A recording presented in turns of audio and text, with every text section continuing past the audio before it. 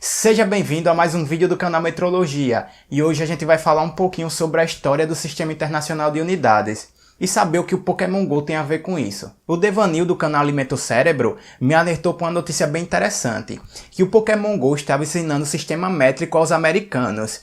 E aí eu fui pesquisar um pouco e vi que tinha várias notícias falando sobre o assunto. Antes que eu esqueça, se você não conhece o canal do Alimenta o Cérebro, eu vou deixar o link aqui na descrição do vídeo. Pode conferir lá, tem um monte de conteúdo bacana. O Pokémon GO foi desenvolvido para fazer você sair de casa. E uma parte bem legal do jogo são as bonificações por distância percorrida. Então, se você anda 2, 5 ou 10 quilômetros, você choca um ovo e encontra um Pokémon dentro. O grande problema para a galera dos Estados Unidos foi que a Niantic, desenvolvedora do jogo, decidiu utilizar as unidades do Sistema Internacional, como vocês perceberam, e não as unidades do Sistema Imperial. Só os Estados Unidos e mais 2 países no mundo utilizam o Sistema Imperial. E aí o que foi que aconteceu? Teve um pico de pesquisa no Google de como converter de quilômetros para milhas, já que eles não estão habituados com o Sistema Internacional.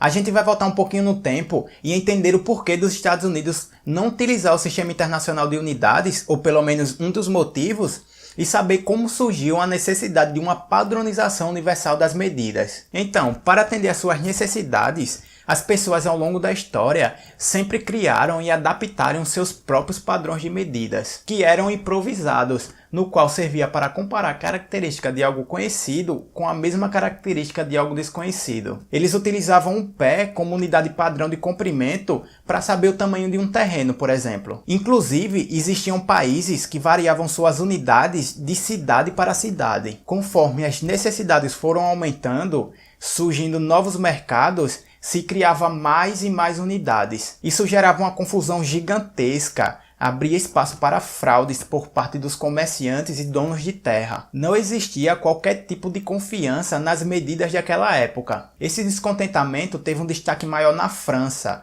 devido à Revolução Francesa, lá em 1789, no qual o país estava borbulhando, passando por uma série de mudanças políticas e sociais. Foi quando a Academia Francesa de Ciência apresentou uma proposta de mudanças do antigo sistema de pesos e medidas. Sugeriu que não mais utilizassem unidades conhecidas, como a libra e a toesa, e sim criassem novas unidades baseadas na natureza. A ideia era que se os padrões fossem danificados ou perdidos, eles poderiam ser substituídos. E aí todo esse novo sistema teria seus múltiplos e submúltiplos variando de 10 em 10. A França sabia da importância dessa mudança para o mundo inteiro e decidiu pedir ajuda a outros países. Foi dessa cooperação gigantesca entre 11 países que eles conseguiram determinar o arco do meridiano. E a 10.000.000ª parte desse valor foi chamada de metro, do grego metron, que significa medida. Já que o metro foi definido, para estabelecer o quilograma padrão foi um pulo, e ele foi determinado como sendo